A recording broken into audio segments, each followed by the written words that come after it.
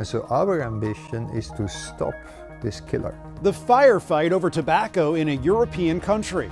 Just because we're autistic doesn't mean we're not capable. How acceptance and inclusion helped build a thriving business. And the shingles vaccine is proving effective at fighting dementia.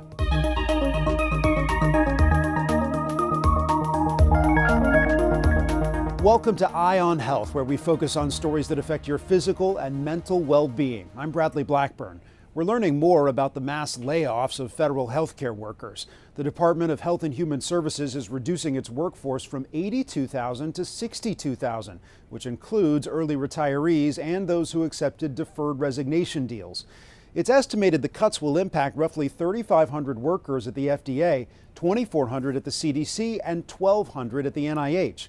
Critics argue the reductions have already gutted vital programs, including some aimed at stopping HIV and bird flu outbreaks, as well as tobacco regulators and mental health and addiction experts. It was emotional at this federal building in San Francisco as several hundred workers learned they'd been fired. We're still kind of shocked. We just got the notice. We're passionate, we're committed public servants, so it's hard. Protesters also gathered outside the CDC's Atlanta headquarters, among them Barbara Tomczyk, who left the agency 2 years ago and whose husband, a CDC scientist, was one of the thousands laid off. When I worked there, we went through reorgs all the time. It was very thoughtful, methodical, but it was not like, cutting the head off. Dr. Tom Frieden, who led the CDC from 2009 to 2017, said the cuts will have wide-ranging consequences. When you look at what those staff are doing, they're protecting Americans. This is a recipe for disaster. It's not going to make us healthier. It'll make us sicker. It'll increase healthcare costs for families, for communities, and for the country. HHS has defended the downsizing, saying it will eliminate redundancies and save taxpayer money. The massive budget cuts include billions in funding for infectious disease management. Syphilis, once nearly eliminated, is now increasing sharply across the U.S. CBS News medical contributor Dr. Celine Gounder takes us to the sprawling Navajo Nation, where solutions to the now national crisis are emerging. When your doctor's office is bigger than West Virginia, it's important to go to your patients. We're surrounded by a southern part of the Navajo Nation. Melissa Waeko is a public health nurse in a unique program to fight sexually transmitted infections across the vast Indian reservations of the Southwest. The scope of all of this is to ensure that they get treated right away. That hurt? No. And so like I said, it's a preliminary test, all right? We thought that congenital syphilis was eradicated, but it wasn't. Faced with a patient population with high rates of poverty, limited transportation, and spread across 3 states, Waeko's team hits the road. And what are some of the kinds of places you go to test people? Food pantries, they've gone to the jail, they've also gone to alcohol treatment. One day last December, the clinic was a church near homeless encampments in Gallup, New Mexico. Do we have your consent to proceed? These are folks who have no home. They're folks who have no income. They're just surviving day to day. We've got a guy with... Dr. John Irilu started his career with the Indian Health Service at the height of the AIDS epidemic. He's been fighting infectious diseases here ever since. It's all about testing and immediate treatment. You have a person right there, you might not see them again. Right there can be a motel room where a patient and her 3 kids live. So you'll need to repeat your syphilis testing. So it's working? It's working. We're seeing better than 20% drop. Gonna bend your finger over. Progress made easier by hard lessons. If we had done this 10 years ago, before the COVID pandemic, people would have been afraid. People are used to these sort of public health interventions and are a little more open, I think. In some ways, the pandemic was part of the problem, but it's also part of the solution.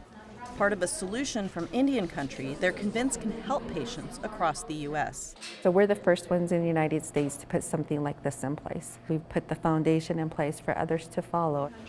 A foundation built on treatment where and when it's needed most. For CBS News, Dr. Celine Gounder, Gallup, New Mexico. As the number of measles cases in the U.S. continues to climb, a new report claims the Centers for Disease Control and Prevention buried a measles forecast that stressed the need for vaccinations. ProPublica reports the blocked assessment shows a higher risk for measles in areas near outbreaks, where vaccination levels are low. A CDC spokesperson told ProPublica the agency did not release the assessment because it was information already known to the public. It also noted that vaccines were the best way to prevent measles. However, the statement went on to say, quote, "The decision to vaccinate is a personal one. People should consult with their healthcare provider to understand their options to get a vaccine and should be informed about the potential risks and benefits associated with vaccines." In the past, the CDC didn't mince words on vaccines. They talked about vaccinating with confidence. ProPublica reporter Patricia Callahan says the CDC has always been clear that vaccines are safe and effective ways to lower the risk of many diseases. But that may no longer be happening under Health and Human Services Secretary Robert Kennedy. In an active outbreak like this, the messaging really has shifted in a way that makes people wonder if the CDC is getting in line behind Secretary Kennedy, who has in the past been a big critic of vaccines. The number of measles cases this year has already surpassed last year's total. Omar Villafranca spoke with a mom in West Texas trying to protect her newborns, who, like millions of others, are too young to be vaccinated. Davery Hasso's 3-week-old twins, Ezra and Adriel, arrived in West Texas in the middle of the state's worst measles outbreak in decades. How do you strike that balance of being probably hyper aware, but also trying to tell yourself, like, we're going to be okay? It's hard. It is very hard. I try to keep myself calm and just like, hey, you know, if it happens, it happens. But taking precautions. 100%. Taking a lot of precautions. Adriel was born with breathing issues, so Hasso's trying to stay especially careful. I do have concerns as far as going out in public or doing certain things. Typically, the first dose of the measles, mumps, rubella vaccine is given to babies 12 to 15 months old. Then, a second dose is given between 4 to 6 years of age. But now, in a recent article in the Journal of the American Medical Association, former CDC Director Rochelle Walensky is recommending federal changes to add an extra dose for kids as early as 6 months, if they're living in or plan to travel to a measles outbreak area. We have generally between 2 and 4 patients in the hospital each day with measles. Dr. Laura Johnson is the chief medical officer at Covenant Health in Lubbock, on the front line of the West Texas outbreak. Is there any concern moving it up to 6 months? Parents may wonder, hey, is this safe for the kid at 6 months? Sure, yeah. It is. There really aren't any significant concerns with that. It is something that I would consider, just for the safety of my kids, really.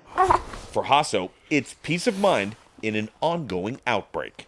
Omar Villafranca, CBS News, Lubbock, Texas. Now going overseas, one European country is taking cigarettes off the shelves. Belgium is not banning them just yet, but a new regulation prevents cigarettes and other tobacco products from being put on display. It's not a prohibition to buy this stuff. You can buy it, but you have to ask the vendor. Tobacco will be harder to buy. Supermarkets and other large shops are now forbidden from selling the product. This follows a ban of disposable vapes at the start of the year, part of the government's long-term plan to rid the country of tobacco. Smoking is a real killer. And so in this country, with only 11 million inhabitants, we have nearly 2 people who die per hour. And so our ambition is to stop this killer. And our ambition is to have a smoke-free generation by 2040. Some shop owners say there was no specific guidance or material provided to help them comply with the big change. If you have a problem with using your smartphone to procrastinate, a study in Frontiers found even when people put smartphones out of reach, they still avoid their work just as much. They just find other ways to procrastinate. The study author suggests it's not smartphones that are the problem, it's our actions. But that doesn't mean getting away from our phones can't be beneficial in other ways. Tina Kraus shows us how people are embracing a tech-free trend called digital detoxing. So hold your phone. A call to action rang out in a packed park in the British capital over the weekend, with hundreds holding up their phones to power them down. You're just used to being plugged in at all times, and so it's really important to just reconnect and get back to what it means to be human. The simultaneous shutdown hosted by the Offline Club drew big crowds in London. So the moment we're going for is 4,000 people holding up their phones, turning it off at the same time. The phone-free event is part of a growing digital detox trend. It does seem to be gaining popularity. It seems like people are really craving those moments with each other and with themselves. The Offline Club has opened chapters around the world, offering screenless sanctuaries to help people reconnect. Statistics show almost all Americans own a mobile phone and spend 4.5 hours on it each day, checking it more than 140 times. Something many digital-dependent Brits say they can relate to. I've cut down on my notifications a lot for that reason, because it's stressful always having stuff on my phone. So it's nice, again, having a sort of a break where everyone's doing it. The 2-hour tech timeout came as the sun was setting, with no phones out to capture the moment. Actually, just being in the present and being able to watch it firsthand is precious. A chance to recharge from the digital drain. Tina Kraus, CBS News, London. Coming up, the eating schedule that may be most effective to lose weight, and an AI system that can predict neurological issues.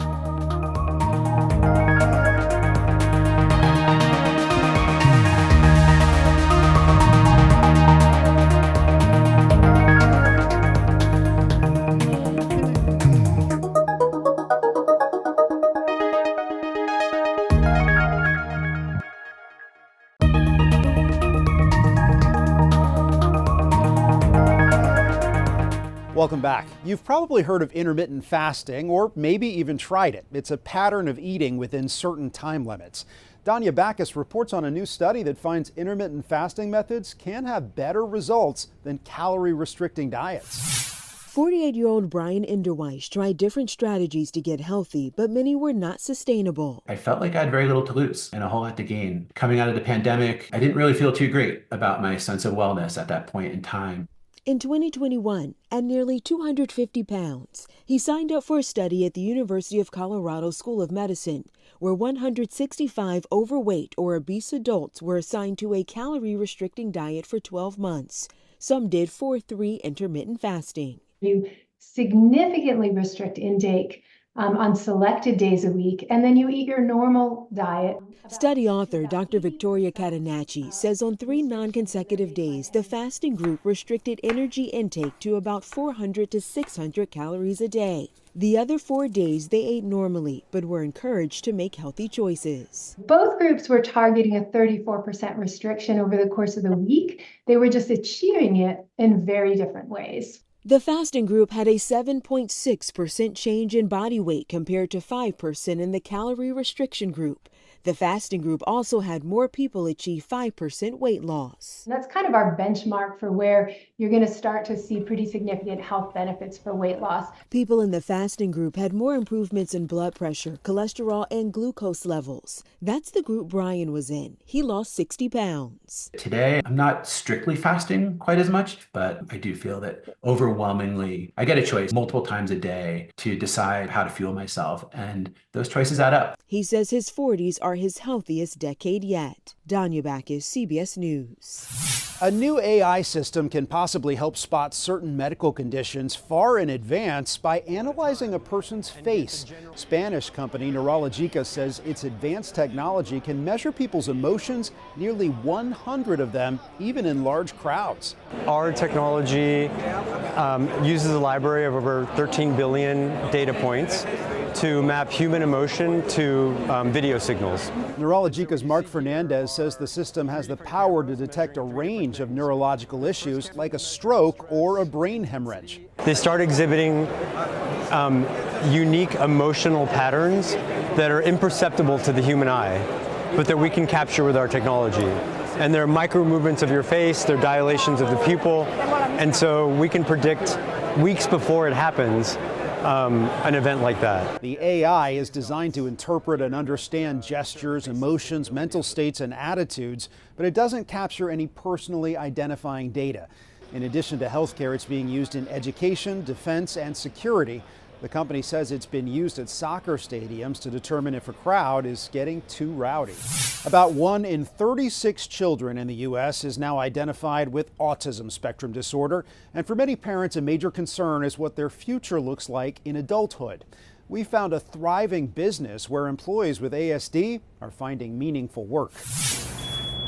At a busy t-shirt factory on New York's Long Island, the whirling screen printer is run by Spencer. Social media specialist Kelly captures the moment as Jason is sorting shirts. I'm ready for my close-up. They're all employees at Spectrum Designs, and they're all on the autism spectrum. Me and Spence, just because we're autistic doesn't mean we're not capable. At this nonprofit business, 65% of employees have ASD. It was co-founded by Patrick Bardsley. He worked at a special needs summer camp and realized the kids he met would need jobs as adults. Yes, this is a t-shirt company. Yes, we make products and everything else, but it's so much more than that. The unemployment rate for people with ASD has been estimated at 40% or higher. Kelly struggled to find a job even with a college degree. I was job interviewing, and within the first 5 minutes, the employer told me, I can't hire you because you don't make eye contact. And that really upset me because I knew everything about the company. I would have been a great employee. At Spectrum, employees get competitive pay and benefits, and the workplace is inclusive by design.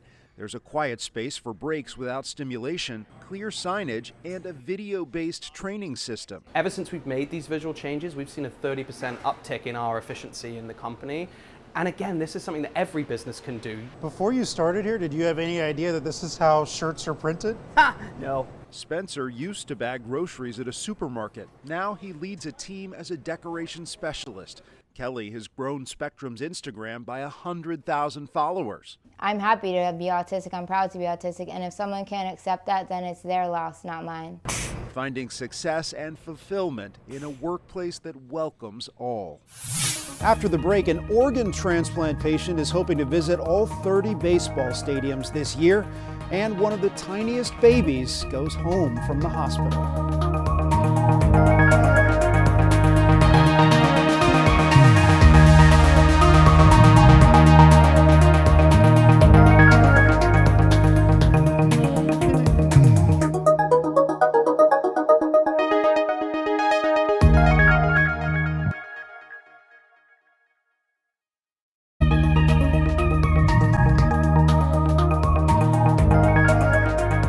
Welcome back. A new study finds the shingles vaccine can reduce the risk of developing dementia. Stanford University researchers tracked the health of more than 280,000 people from Wales.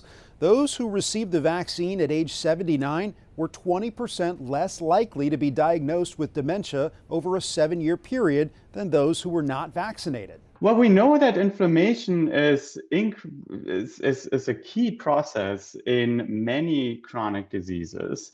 And it's also increasingly being recognized as being a key process in the development of dementia. So yes, reducing this inflammation through shingles vaccination may have benefits. 1 in 2 people born in the UK will be affected by dementia in their lifetime. Tina Kraus reports on a pub in England that's giving comfort and support to patients and their families. It's Friday morning at this quintessential British pub, but the buzz inside sounds more like a weekend. These aren't your typical pub goers. They're a vibrant community living with dementia. As soon as you walk in, dementia, it just goes out the window. It's just like each person is valued and loved so much.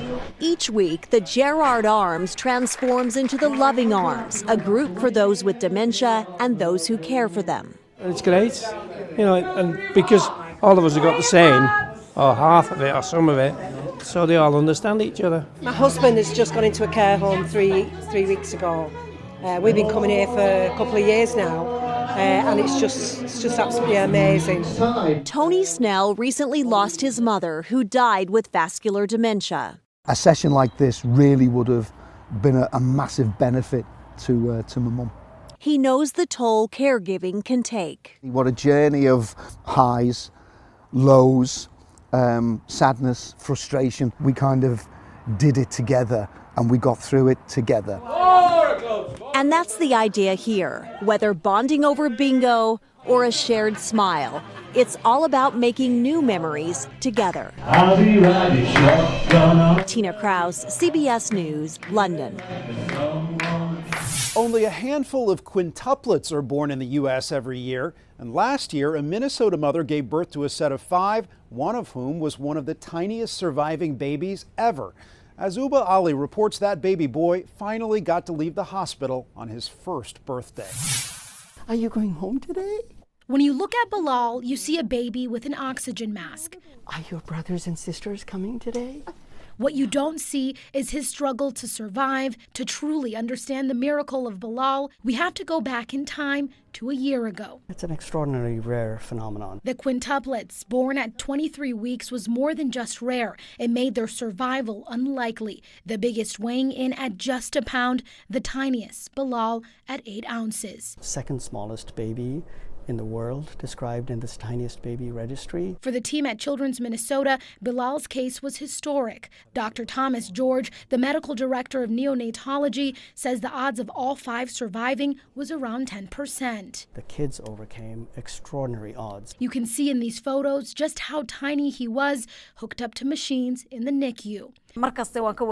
I didn't think he was going to make it. We were living by the hour, and by the grace of God, he is here. For years, Hawa Muhammad dreamed of being a mother. I was always hopeful I'd be a mom. God finally gave me 5. Her miracle babies now finally all together under one roof. As she takes the last baby home exactly a year to the day after she welcomed them into the world. All praise to God. I'm very happy today because my children and I are healthy and going home. And the team that helped them beat the odds. All the staff here helped me a lot. They were there for me and helped me raise my children. So sweet and tiny. Are helping them celebrate their incredible journey and birthday. Uba Ali, CBS News, Minneapolis. And from opening day to the open road, this baseball season, a Massachusetts man is on a mission to visit every single Major League Baseball stadium in the country. But it's a journey he hopes he'll be able to finish as he confronts a terminal diagnosis. Ashley Sharp caught up with him in California. I kind of look at it as trying to find peace. Michael Stern is hitting the road, putting in the rear view all 29 Major League ballparks in America, while he still has time. With his liver failing, baseball and the open road is where he finds healing. When you go through 2 liver transplants that I've gone through and facing the prospect of likely a third, you need to evaluate it. Seeing the country and discovering different things and different people along the way will give me that perspective that I badly need. And let's face it, I don't know if I'm going to have the ability in a year from now to do this trip. His social media pages, Dying on the Diamond, document each stop. He's making the cross-country haul in a motorhome with his friend, an Army veteran, and his rescue dog, Bailey, who went from shelter life to living the life. And now she's chasing rabbits and going in lakes, and she saw snow in a mountain range for the first time. She went in the swimming in the Pacific Ocean yesterday. She loves it. Since opening day, they've seen the Diamondbacks, the Padres, and the Dodgers, stopping to smell the roses along the way. What's the big unknown is how far he'll go. His liver could only last another 3 months. Maybe this dream ends in Chicago, or it ends in Minnesota, or maybe it does end at the finish line in Massachusetts. I'm certainly hoping for that. A baseball bucket list, finding hope in every home run. Ashley Sharp, CBS News. That's Eye on Health for this week. I'm Bradley Blackburn. Thanks for joining us, and be well.